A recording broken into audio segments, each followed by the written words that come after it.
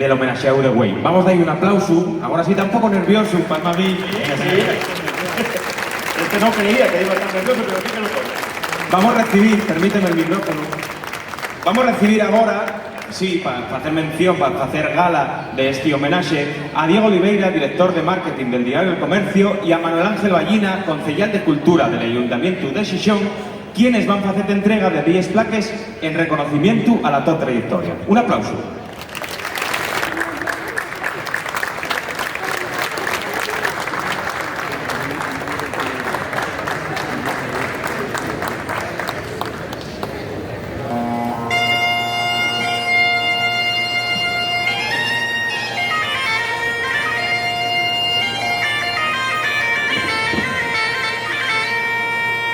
Hay una línea trazada.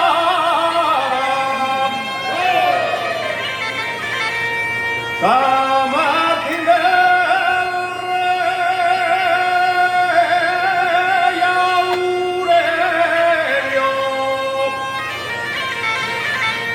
Hay una línea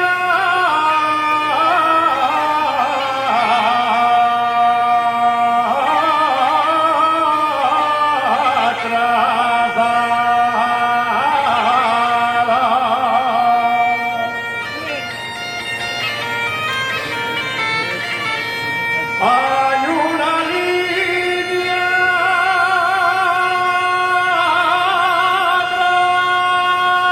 trazada. Pasa por Lieres y para arriba y atraviesa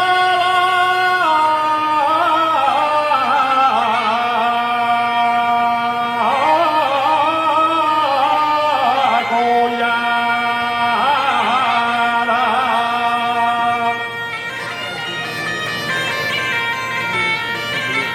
Cuando canta un asturiano,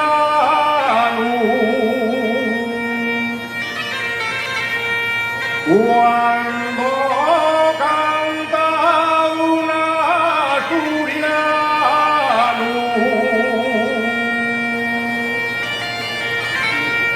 una canción asturiana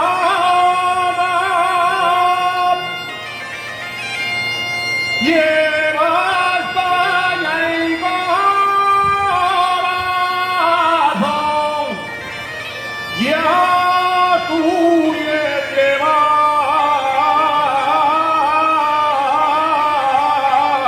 en el alma.